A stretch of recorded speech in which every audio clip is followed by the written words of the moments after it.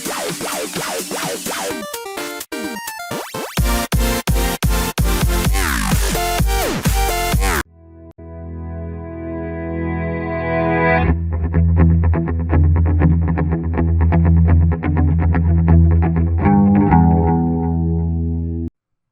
YouTube chess lovers and my friends, this is Gunjan here. Welcome to the 43rd episode of my Dirty Chess Tricks. This is a two-part video guys, and in my first video I'm going to show you some of the wonderful tricks and traps exist in the 3 knights variation, where in my next video I will do the same for the 4 knights variation. The opening arises after the following order: e4, e5, knight to f3, knight to c6, and by far here the most popular choice by white is to play royal pace with bishop to b5 or to play Joko piano with bishop to c4. However, in this video we are going to start the third big alternative for white, namely knight to c3.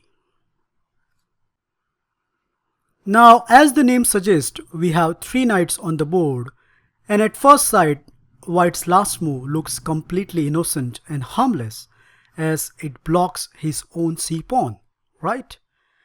But here comes the vital point, as even though black has plenty of choices, only specific moves are the right way to move further, with especially below 2000, not many people are finding it more often. Recently I have included this in my repertoire and I have tremendous success ratio with it. So let's join with me and find out how tricky this opening is against various black replies. Let's start with the dark square bishop moves. So the first obvious move which many Italian players play at this position is bishop to c5, as it more often played against bishop to c4. But here, just within third move of the game, black has made a blunder. And I can't tell you how often I have to face this response, and every time I give my opponent this rude shock. BAM! So just within opening, white has completely destroyed black's center, and even though black has 2 choices, neither of them give any satisfaction position for the black camp. The first move, very obvious. What happens if black capture this knight? Well, the simplest reply is you play the move d4, getting your piece back, and after bishop to d6, pawn captures e5, bishop captures e5, and the move f4. White has confirmed his space in the center of the board, and not only that, later on white will get a tremendous attack on the black king. The base train run as follows: black should capture on c3, so that way black can give white this double c pawn. But even though position is quite good for white, as white has these 2 bishops and a space in the center which give him ample attacking activity on the king side. For example, a sample line can run like this: d6, so black liberate his light square bishop. White should continue with bishop to c4, and after queen to f6, which looks more natural in this position, attacking on c3, white can defend his c3 pawn with queen to d4. If queen exchange, then white pawn structure will be repaired. So naturally black wants to avoid it, and accordingly queen to g6 is a fitting reply, attacking on g2. But after castle on the king side, white has completed almost his piece development, and he's already threatening the move f5, where on the counterpart black has the only piece developed, and that is queen. The second reply, bishop captures f2, is very obvious, and many low ranked players are afraid of this because they think that their king has been exposed. But after the continuation, knight captures e5 and the move d4, Once again, you can see the space white is gaining on the center of the board. And if black gives any of this jack, then white can safely negotiate it. So here the best reply goes with knight to g6. Afterwards, white can continue with queen to f3. After some natural reply d6, liberating the light square bishop, as you can see, I have highlighted the simple but effective plan of campaign by white. White can play the move bishop to d3, rook to f1, and then put his king safely on g7, where he get a tremendous attack on the black king side. And not to forget, white has this impressive pawn, which is always going to give a cramping effect to the black game. So after bishop to c5, black enter into the positional trap where white can destroy black center and get a very good attacking game. The second move I want to consider is bishop to b4, which is rarely played, but still we need to know what we are going to do about it. Here my recommendation is you should play knight to d5 and attacking the bishop. If white can get the bishop pair, then in the long run black is going to suffer, so accordingly black has to preserve his dark square bishop. If bishop to c5, then you already know what to do. Yup, it's boom boom time, knight to e5, and the same trick works here as well. So after knight to d5, the obvious choice for the black is to play bishop to e5, keeping his option open. But I think this is already a small mistake, as white has a very strong reply here, c3. The big idea behind this move can be revealed after black's next obvious choice, knight to f6, which hitting two spots. But here comes the whole point, white lash out with d4, attacking the black center, and accordingly black has two good replies. The first move, e captures d4, is a pretty bad one. The simple reason is, after the move b4, attacking the bishop, bishop to b6, and now a very strong move, bishop to g5. So white is all set to give black double pawn on the f-file, and look at this dark square bishop, it has been completely misplaced. On top of everything, white has a threat of e4, something which black has to pay attention immediately, as in one game black become greedy and capture on c3, which at first sight looks so attractive because at this point black is a 2-pawn up, right? But the perception can be deceptive, as white continues with e5, attacking the knight. h6 doesn't work here, and I leave it to find it by yourself. But black has the another idea, and I think he was relying on this move, bishop captures f2, so that if white foolishly captured the bishop, then knight to e4 regain the piece with an interest. However, what black missed is this simple looking move, king to e2, and now black is definitely losing a piece. The second move, knight captures e4, is not good either. The simple reason is, after pawn captures e5, that knight is trapped at the center of the board. Knight to c5 is not a location, as b4 will trap the piece. So black has to somehow destroy white's center. The baseline goes as follows: d6, trying to undermine the white center. White plays queen to c2, attacking the knight, and black has the only response to save the knight, and that is f5. Afterwards, white will take this n%, and when black recapture with the knight, can you guess white's next reply?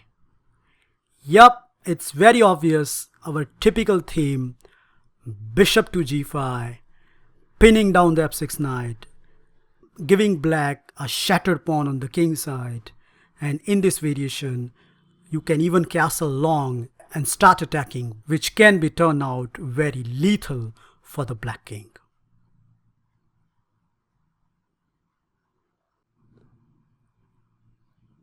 The third move I want to consider is bishop to e7, which can be played by many Hungarian defense players. But against knight to c3, this is not a right move, as after the simple reply, bishop to b5, which we are going to see more often in this opening. The idea is very simple. We want to capture on c6 and then capture on e5.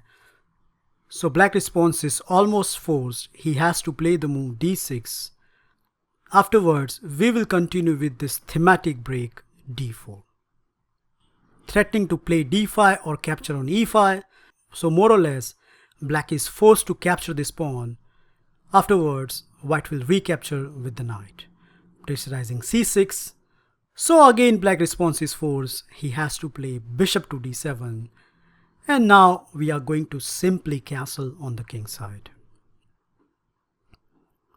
After the most obvious response, knight to f6, white is going to capture on c6. If bishop to c6, then knight to f5 is a very strong reply. So black should capture with the pawn. Afterwards, white has this tricky move in this position, bishop to f4.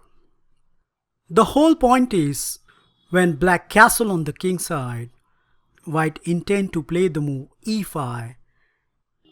If knight to d5, then knight captures d5 is a very strong reply.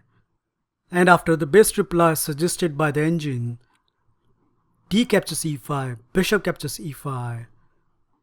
Although material is balanced, black has this shattered pawn structure on the queen side, which are more than enough to exploit and win the game.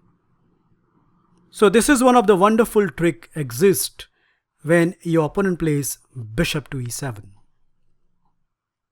There is one important point I like to mention before we go to the next move. If your opponent plays bishop to d6, then do not capture on d6 and repair black pawn structure, but white should play the move bishop to g3. And I have attached a model game in the PGN which will give you a very good idea. Black position can crumble from this point on. The fourth move I want to consider is d6, which is again very popular at the club level. But after the move bishop to b5, black is having some great difficulties.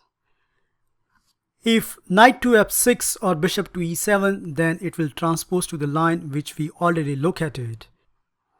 So the only independent move over here is bishop to g4, pinning down the f3 knight. But because white has pinned the c6 knight, this variation is completely harmless.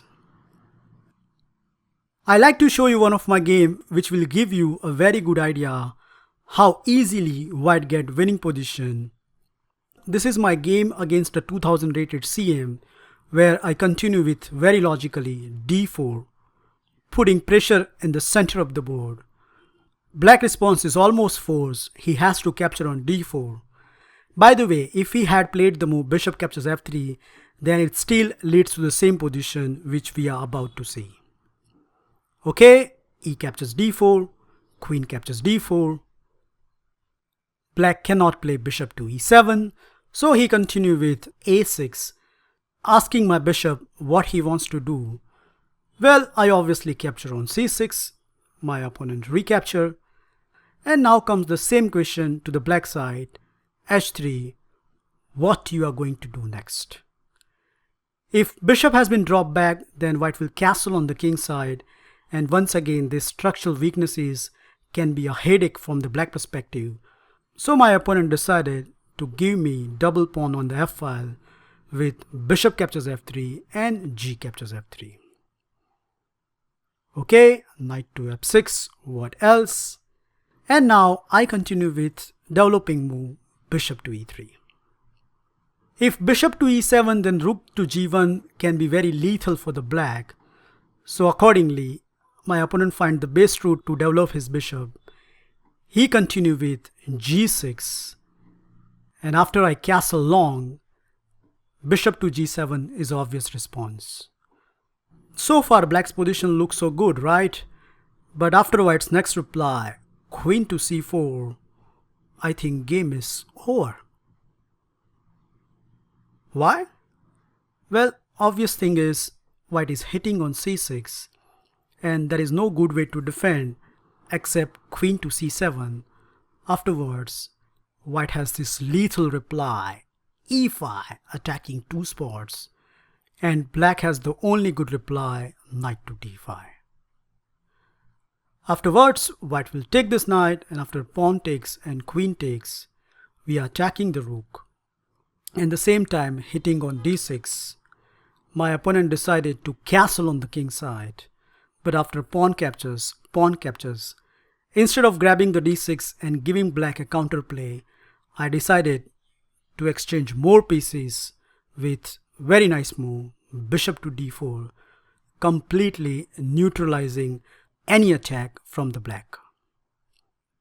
The game concluded very quickly after bishop captures d4, rook captures d4, rook to d8, defending on d6. But after the move h4, not only white emerged with a 2-pawn advantage, but on top of everything, white can decide where he wants to go. He can play the move rook to d1 and pressure on d-file, or the other plan is continue with h5 and then launch a devastation on the king side.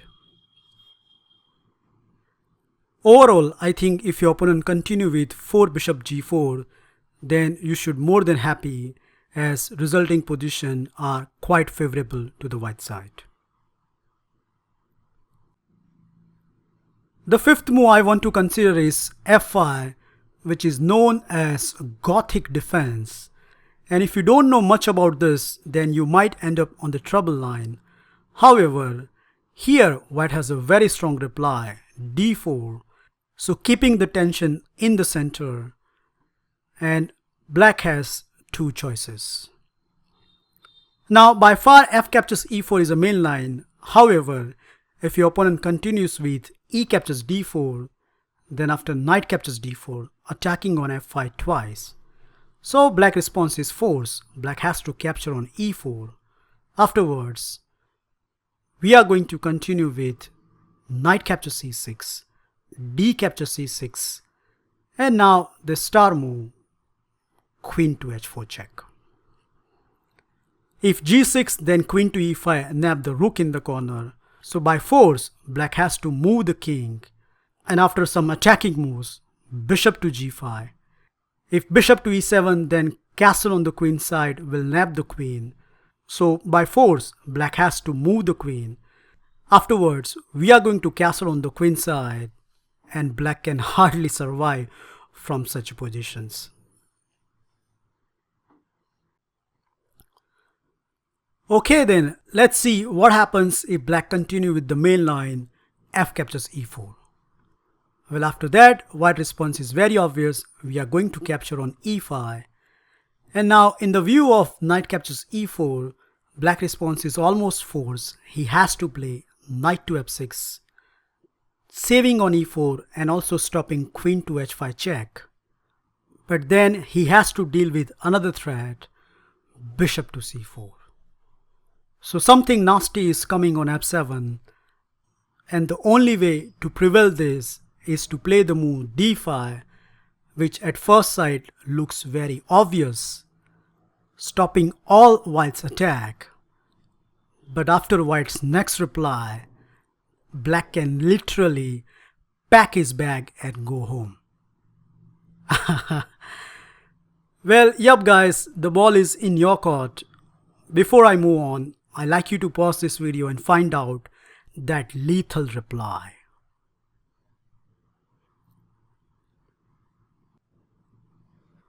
Well, I hope you find this deciding blow. Bam! Unbelievable, right? But yup, it's true. Let's see what's the whole point after knight captures d5. Well, not so surprising, white has this forcing sequence, queen to h4 check, g6, knight captures g6. If knight to f6 at this point, then bishop to f7 is a very strong reply, as after king captures f7 and knight to e5, black king can hardly survive from this position. For example, if king to e6, then we have queen to f7 check, and no matter wherever the king goes, the mate will follow soon. So accordingly, here black has to capture this knight and give up the exchange. But we are not interested in the exchange, rather we are interested in tickling the black king with queen captures g6. Okay, king to d7, and now very simple, bishop captures d7. And even though white is a piece down in this position, white has a 3 connected pawn on the king side, and on top of everything, right now white is threatening queen captures e6, something black needs to parry immediately. To give you a taste of this line, I like to show you one online game between two strong FM, where black continue with knight captures d4, parrying a threat as well as attacking on c2. White continues with bishop to g5, attacking the queen. Queen to e8 is obvious response, trying to exchange the queen, and accordingly white stop it with bishop to f7, attacking the queen. Queen to e5, and now very nice move, rook to d1, threatening c3. So black continue with bishop to d6, unpinning the knight. But then white regain the piece with bishop to f6, attacking 2 spots. Knight to c2 happen on the board, but white calmly played king to d2, and after few moves forced black to resign the game. Last but not least, what happens if black continue with the move g6, which is again one of the most popular choice by black. However, against this, my recommendation is you start with the move d4, attacking on e5. If bishop to g7, then bishop to g5 is a very strong reply. So by force, black has to capture on d4. Afterwards, rather than regaining your pawn, I'm going to propose this very tricky move, knight to d5. The idea is very obvious. After the natural move bishop to g7, which defend on d4, white has this very aggressive reply, bishop to g5. If f6, then bishop to h4 is a very strong reply. And if your opponent find the best move, knight c to e7, then my recommendation is you continue with knight captures d4, regaining your material, and the resulting position is quite favorable to the white. I have attached a model game in the PGN which will give you a very good idea how to play from there onwards. However, more often you will find that your opponent will continue with knight g to e7, which is a more natural move in this position, defending every threat and ready to castle on the king side. Well, everything looks so good except one problem, that black's last move is a big time disaster. And before I move on, I like you to pause this video and find a continuation where white is completely winning.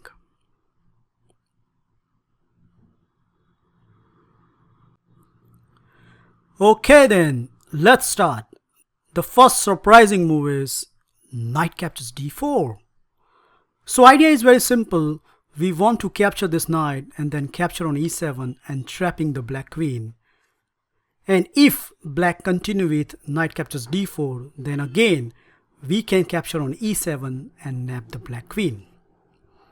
But the big question arises, what happens if black take with the bishop, which is very obvious in this position, diffusing all white threats? Well, here comes the answer, and I think I have covered one of the similar line from the English opening in my queen trap sack line part 2 video. And here white has this dazzling queen sacrifice. Yup, queen captures d4, boom! Obviously black cannot capture this queen. The simple reason is after knight to f6, king to f8 and bishop to h6, black king is going to be checkmated. so that's not a good option. And other move which more often played in this position, castle on the king side, again leads to the mate after knight to f6 check, king to h8, and now very strong move, knight to g4, and the mate is unavoidable, as after f6, bishop f6, rook f6, queen f6, king g8, and the smoothest mate, knight to h6. That's it, guys. I hope you enjoy and learn this small informative video on 3 knights variation.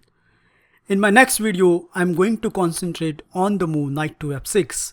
Afterwards, we are going to continue with bishop to b5, and we will see some nice tricks in this line as well.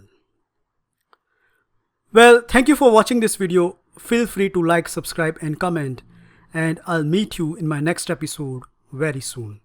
Bye and take care.